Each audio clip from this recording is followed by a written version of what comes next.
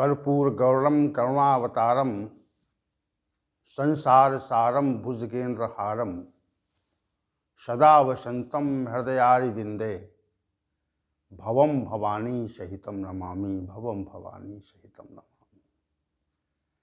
भवानी शंकरौ वंदे श्रद्धा विश्वास रूपिणौ याभ्यां विना न पश्यन्ति सिद्धा स्वांतस्तमीश्वरम सिद्धा स्वांतस्तमीश्वरम। श्री कृष्ण गोविंद हरे मुरारे, हे नाथ नारायण हे वासुदेव। श्री कृष्ण गोविंद हरे मुरारे, हे नाथ नारायण हे वासुदेव। वसुदेव सुतम देवम कंस चाणूरमर्दनम देवकी परमानंदम श्री कृष्ण वंदे जगत गुरुम कृष्ण वंदे जगत। कृष्णाय वासुदेवाय हरे परमात्मने प्रणत क्लेश नाशाय गोविंदाय नमो नमः गोविंदाय नमो नमः। हम सभी आज पुनः एक बार भगवद गीता के इस विशेष ज्ञान सत्र में उपस्थित हैं और आपकी उपस्थिति में भगवान शंकर की भी सानिध्यता है। ज्ञानाधिपति भगवान शंकर भी हमारे साथ में हैं। भगवान श्री गोविंद के साथ उनका भी पदार्पण हुआ है। तो हम ज्ञानाधिपति भगवान शंकर को प्रणाम करके आज उनके नाम से सत्र आरंभ करते हैं। उनकी उपस्थिति रहती है। जितने भी संसार में जितने भी ज्ञानी हुए, जिन्होंने ज्ञान की पराकाष्ठा को प्राप्त किया, उसमें से अधिकांश लोगों ने भगवान शंकर का आश्रय लिया। उनके आश्रय के बिना हमको वास्तविक तत्व की अनुभूति नहीं होती। ऐसा गोस्वामी जी का भी मानना है और हमारा भी मानना है और विद्वानों का भी मानना है कि उनकी कृपा से ही हम वो ज्ञान प्राप्त कर पाते हैं जिसकी प्राप्ति के उपरांत मनुष्य को कुछ पाना अवशेष नहीं रह जाता। तो उनकी कृपा से ही होता है। तो भगवान शंकर की भी आज सानिध्यता है और उनका भी पदार्पण है। वो भी साथ में बैठे हुए हैं। तो उनकी सानिध्यता और भगवान श्री गोविंद की सानिध्यता में आज का सत्र हम का शुभारंभ करते हैं। वो साथ रहते हैं तो साथ रहने में हमें शक्ति और सामर्थ्य मिली रहती है, और जैसे ही साथ समाप्त होता है तो शक्ति सामर्थ्य चली जाती है। विशेष बात यह है। तो आइए चलते हैं आज के विषय की ओर। कल हम सभी ने श्लोक संख्या 29 पर विचार किया था, जिसमें श्री भगवान ने कहा था, बुद्धि का और धृति का गुणता त्रिविधम भेदम अशेषेण पृथक्तेन। तो बुद्धि के बारे में और धृति के बारे में हमने कुछ 2 सत्रों में बात करी और बुद्धि क्या है, धृति क्या है, इस संबंध में चर्चा हुई थी। तो बुद्धि और धृति, इसको सभी लोग समझ ही गए होंगे। फिर एक बार आपकी स्मृति में डालने के लिए बता दें, बुद्धि एक ऐसा तत्व है, विलक्षण तत्व श्री भगवान ने प्रदान किया है शरीर में, जिससे हमारे समस्त कर्म, जिसके आदेश से समस्त कर्म संपादित होते हैं। इसलिए वो विनिश्चयात्मक तत्व है। निर्धारित करने, कर्मों के संपादन को निर्धारित करने वाली सत्ता है, उसको आदेशित करती है, जड़ है। दूसरा जो धृति है, वह भी बुद्धि की तरह से एक तत्व है, जो भी शरीर में रहता है और जो धैर्य को धारण करवाता है। हमारा धैर्य बना रहता है तो धरती क्रियाशील रहती है, और धरती जब हमारा जब धैर्य टूट जाता है तो फिर धरती जो है वह अक्रिय हो जाती है। तो जो धैर्य है, जिसके आधार पर मनुष्य अनेक कर्मों का संपादन करता है, वो धरती से ही आती है। धरती नामक तत्व से ही धैर्य आता है, ये कहें हम। तो धैर्य और बुद्धि को आप समझ गए, धरती और बुद्धि को समझ गए आप सामान्य रूप से। अब यहाँ पर श्री भगवान ने एक बात और कही है, गुणता त्रिविधम भेदम। गुणों के अनुसार 3 प्रकार का भेद है। बुद्धि भी 3 प्रकार की है और धरती भी 3 प्रकार की। ये कहा त्रिविधम गुणता त्रिविधम भेदम। गुणों के आधार पर 3 प्रकार के भेद बुद्धि के भी हैं और धरती के भी हैं। सात्विक बुद्धि, राजसी बुद्धि, तामसी बुद्धि, सात्विक धरती, तामसी धरती और राजसी धरती। 3 प्रकार के भेद होते हैं गुणों के अनुसार। इसका वर्णन श्री भगवान श्लोक संख्या 30 से आरंभ करेंगे। और ये कह दिया, अशेषेण पृथकत्वेन प्रोच्यमानम। और इस तथ्य को, बुद्धि और धरती के तत्व को, 3 प्रकार के भेद को अशेषेण कहूँगा, उसमें कोई अवशेष नहीं बचेगा, कोई बात अवशेष नहीं रह जाएगी। ये बात श्री भगवान ने अशेषेण पृथकत्वेन प्रोच्यमानम, जो भी कहा जा सकता है उसको मैं संपूर्णता से पृथक पृथक प्रकार से कहूँगा।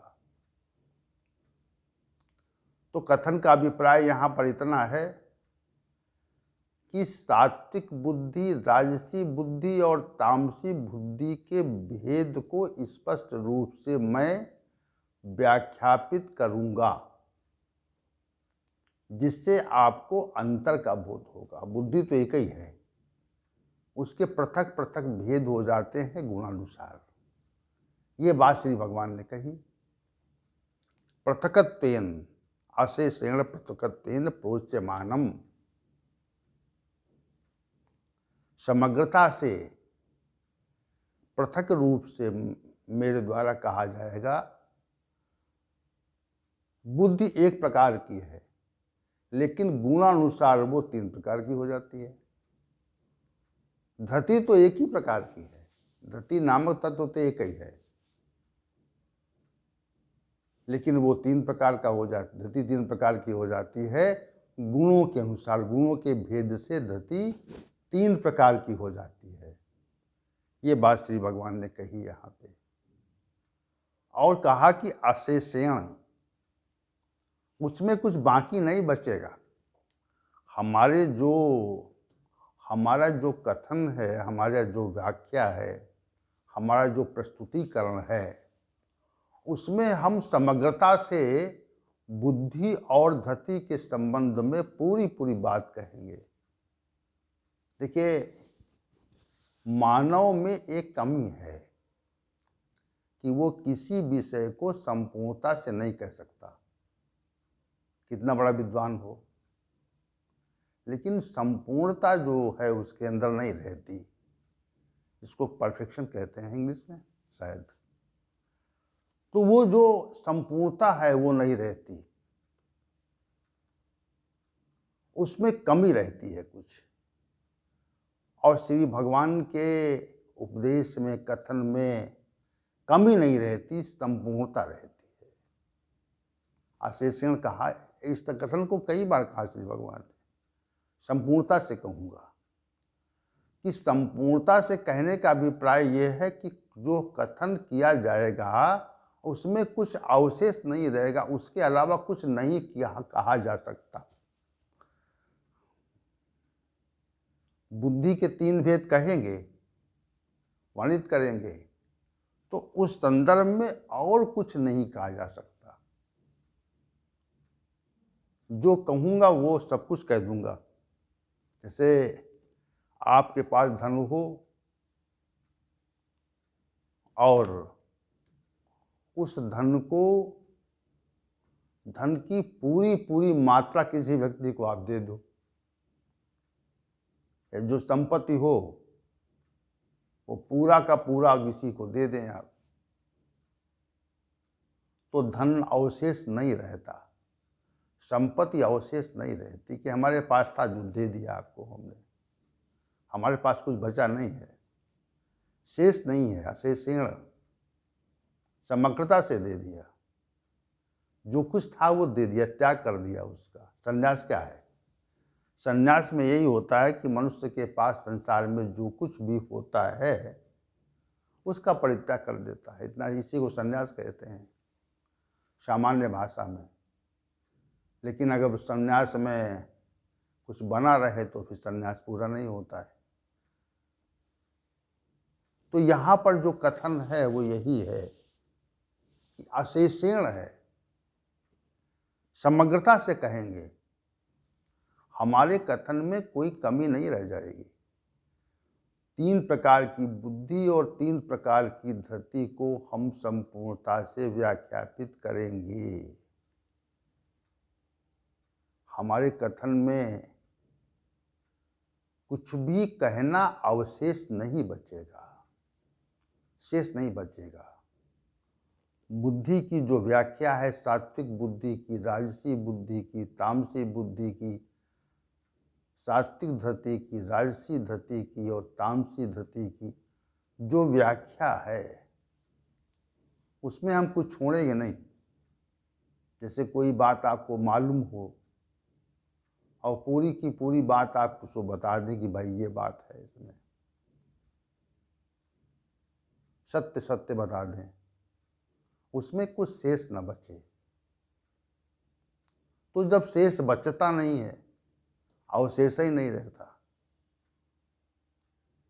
तो जो ज्ञान का विषय है, किसी विषय को के व्याख्यापन की जो बात है,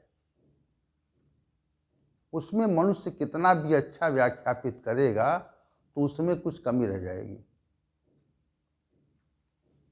क्योंकि मनुष्य को संपूर्ण ज्ञान नहीं होता। जो नए नए अन्वेषण होते हैं, नई नई खोजें होती हैं, वो इसीलिए हुआ करती हैं कि मनुष्य के ज्ञान में बहुत कमी है अभी। जैसे 50 साल बाद पहले जो वैज्ञानिक अन्वेषण थे वो फिर 40 साल बाद और विकसित हुए, फिर और विकसित हुए, फिर वर्तमान में जो विज्ञान है वो बहुत विकसित हो गया। अब आगे विकास होगा ऐसा तो नहीं विकसित नहीं होगा। तो 50 साल पहले जो है वो संपूर्णता नहीं थी विज्ञान की, अब आज भी संपूर्णता नहीं है, नित्य नई खोजें हो रही हैं। इसका मतलब संपूर्ण ज्ञान नहीं है अभी, है कुछ अवशेष है, अभी जानना कुछ अवशेष है। प्रकृति तो सब जानती है, प्रकृति के पास तो सभी ज्ञान है, और जब बहुत मनुष्य प्रयास करता है, उपासना करता है और साधना करता है, अन्वेषण करता है, तो प्रकृति थोड़ा सा और दे देती है, ये भी ज्ञान दे लीजिए। तो नित्य खोज होती है। इसका अभिप्राय यह है कि मनुष्य जो है वो संपूर्ण नहीं है, मनुष्य में कुछ कमी है, रहती है। लेकिन श्री भगवान में ये बात नहीं, वे संपूर्ण है, उनका जो ज्ञान है वो संपूर्ण है। ये बात हम कहना चाह रहे हैं। इसी बात को कहने के लिए श्री भगवान ने अशेषेण पृथकत्वेन, जो इनमें अंतर है, सात्विक बुद्धि में, राजसी बुद्धि में, तामसी बुद्धि में, सात्विक धृति में, तामसी धृति में, राजसी धृति में जो अंतर है, जो भेद है, उसको मैं संपूर्णता से कह दूंगा। तो आप समझ जाएंगे कि सात्विक ज्ञान क्या हो, सात्विक बुद्धि क्या होती है, राजसी बुद्धि क्या होती है और तामसी बुद्धि क्या होती है। सात्विक धृति क्या होती है, राजसी धृति क्या होती है और तामसी धृति क्या होती है, इसको आप समझ जाएंगे। तो पृथक पृथक प्रकार से हम व्याख्यापित करेंगे तो आप इस बात को समझ जाएंगे, जान जाएंगे। ये बात श्री भगवान ने श्लोक संख्या 29 में कह करके श्लोक संख्या 29 को समाप्त किया। तो श्लोक संख्या 29 का विषय चूंकि कल ही व्याख्यापित हो चुका था, तो शेष विषय बचा था, उसको कहा गया कि भाई श्री भगवान ने कहा कि बुद्धि और धृति के तीन तीन भेद हैं और उनको जो है पृथक पृथक प्रकार से मैं वर्णित कर रहा हूँ। तो ऐसा कहकर श्री भगवान ने श्लोक संख्या 29 का समापन किया। और फिर श्लोक संख्या 30 से 30, 31 और 32 में सात्विक, राजसी और तामसी बुद्धि की बात कही और इसको व्याख्यापित किया। और फिर 33, 34 और 35 में सात्विक, राजसी और तामसी धृति के संबंध में बात की। ये 6 श्लोक हैं जो बुद्धि और धृति की व्याख्या में श्री भगवान ने कहे हैं। तो श्लोक संख्या 30 में सात्विक बुद्धि की बात जो श्री भगवान ने कही, उस पे हम आज चर्चा आरंभ करते हैं और आज का सत्र जो है इसी पे हम लाएंगे, इसका आरंभ करेंगे आज सात्विक बुद्धि का। सात्विक बुद्धि के संबंध में श्री भगवान ने क्या कहा, प्रवृत्तिम चा निवृत्तिम चा कार्याकार्ये भया भये बंधम मोक्षम च या वेत्ति बुद्धि सा पार्थ सात्विकी। बहुत स्पष्ट बात कही। अशेषेण जो पद कहा था ना, उसी को श्री भगवान ने यहाँ पर समग्रता से सात्विक बुद्धि की को व्याख्यापित किया। और क्या कहा, हे पार्थ, जो बुद्धि प्रवृत्ति और निवृत्ति को, कर्तव्य और अकर्तव्य को, भय और अभय को, बंधन और मोक्ष को जान जाती है, सा बुद्धि सात्विकी, वो बुद्धि सात्विकी है। 4 बातें, 4 तथ्य जो हैं श्री भगवान ने विशेष रूप से कहे। सात्विक बुद्धि के संबंध में 4 बातें कही। क्या कहा, प्रवृत्तिम चा निवृत्तिम चा। एक बात, हमें कहाँ प्रवृत्त होना है और कहाँ से अपने को निवृत्त करना है। क्या करना, कहाँ से निवृत्ति है, कहाँ में प्रवृत्ति है। इस तथ्य को जो बुद्धि जान जाती है, उसकी समझ में प्रवृत्ति और निवृत्ति जिस बुद्धि में आ जाती है, वो सात्विक बुद्धि है।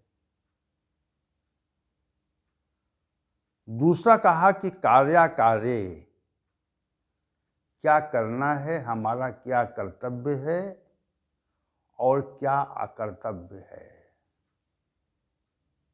इस तथ्य को जो बुद्धि जान जाती है, कार्याकार्ये, क्या करना चाहिए और क्या नहीं करना चाहिए।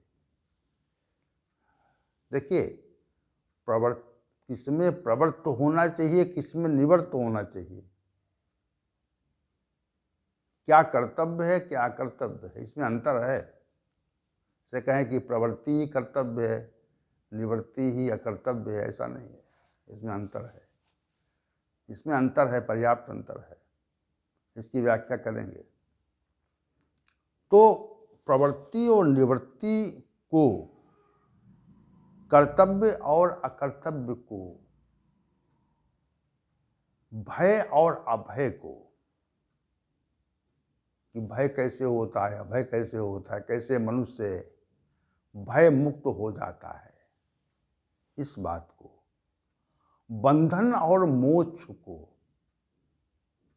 ये बंधन कैसे होता है, मुक्ति कैसे होती है, इस विषय को जो बुद्धि जान जाती है उस बुद्धि को सात्विक बुद्धि कहते हैं। ये बात श्री भगवान ने यहाँ पे कही। सात्विक बुद्धि की व्याख्या में 4 तथ्य कहे हैं और 4 तथ्यों में प्रवृत्ति और निवृत्ति, कर्तव्य और अकर्तव्य, भय और अभय, बंधन और मोक्ष, ये 8 बातें कह दी। प्रवृत्ति को जानना, निवृत्ति को जानना, 2 बातें। तथ्य तो 4 हैं, बातें हैं 8। और कर्तव्य को जानना और अकर्तव्य को जानना, 2 बातें हो गई। भय को जानना, अभय को जानना, ये 2 बातें हो गई। बंधन को जानना और मोक्ष को जानना, ये 2 बातें हो गई। 4 तथ्य हैं और 8 विषय है। हमको किसमें प्रवृत्त होना है, एक सामान्य बात कभी कर रहे हैं हम। हमको किसमें प्रवृत्त होना है और किससे निवृत्त होना चाहिए मनुष्य को, यह बात सामान्य व्यक्ति नहीं जान पाता कि हमारी प्रवृत्ति किस ओर हो और हम किससे निवृत्त हों, चेष्टा कहाँ हो और चेष्टा कहाँ न हो, क्रियाशीलता कहाँ हो और क्रियाशीलता कहाँ न हो। अब ये बात क्रियाशीलता क्रियाशीलता वाली बात कर्तव्य में आ जाती है, लेकिन अंतर है इसमें। हमारा कर्तव्य क्या है ये बहुत लोग नहीं जानते। हम में से बहुत से लोग ये नहीं जानते कि हमारा कर्तव्य क्या है और अकर्तव्य क्या है, क्या हमें नहीं करना चाहिए और क्या हमको करना अनिवार्य है, क्या हमें करना हमारा कर्तव्य, हमारी ड्यूटी है कि हमको वो करना ही करना है और क्या नहीं करना चाहिए। पिता माता की सेवा करना हमारा कर्तव्य है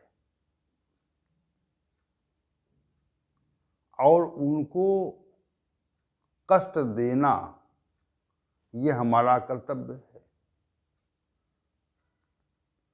नैतिक रूप से हम श्रम करें ये कर्तव्य है, अनैतिक रूप से हम कोई कर्म न करें यह कर्तव्य है, कर्म करें तो यह कर्तव्य है। तो अकर्तव्य करना क्या चाहिए और क्या नहीं करना चाहिए।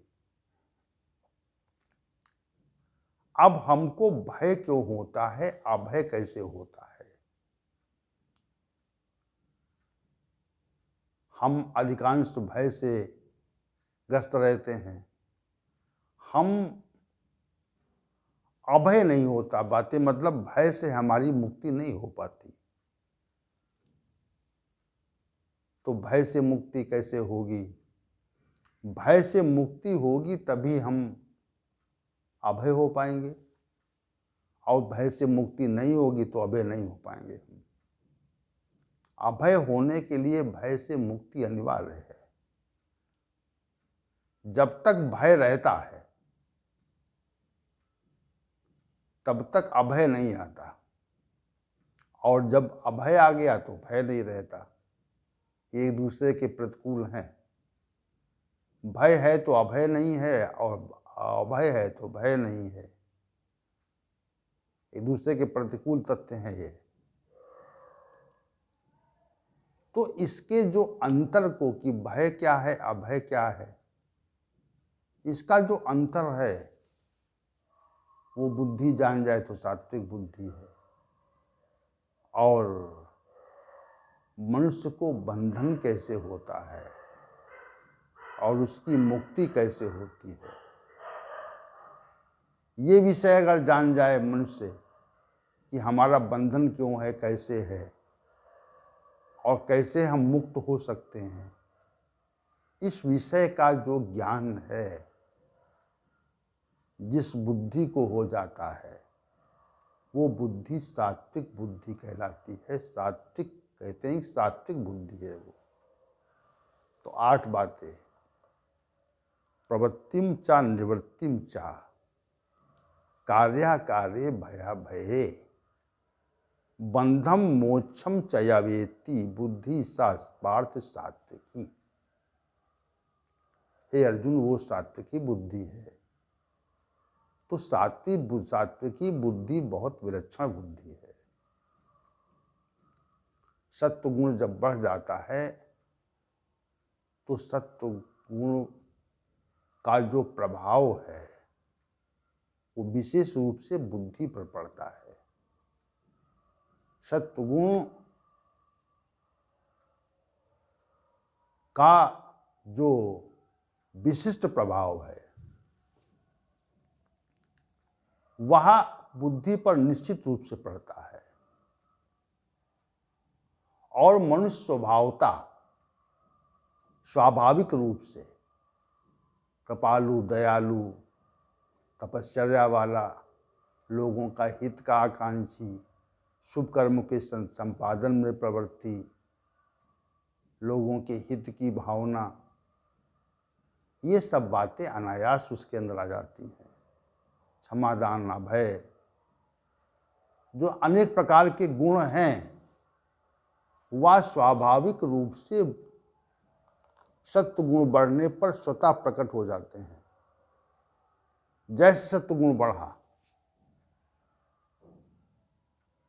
निर्मलता, कोमलता, सहजता, सरलता, सत्य का प्रतिपादन, ये सब तमाम अनेक गुण हैं। सत्वगुण बढ़ने पर ये स्वतः प्रकट होते हैं, प्रकट नहीं करना पड़ता उनको।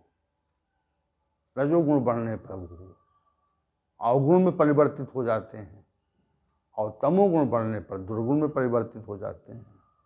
ये एक प्रक्रिया है, सिद्धांत है, चला करता है। तो सत्वगुण बढ़ने पर सत्वगुण का प्रभाव हमारी बुद्धि पर निश्चित रूप से पड़ता है। समझिए आप ये बात। सात्विक बुद्धि विलक्षण बुद्धि है, जो प्रवृत्ति को भी जानती है, निवृत्ति को भी जानती है, कर्तव्य को भी जानती है, अकर्तव्य को भी जानती है, भय को भी जानती है, अभय को भी जानती है, बंधन को भी जानती है, मुक्ति को भी जानती है। अंत में कहा है मुक्ति को जानती है, पहले नहीं कहा।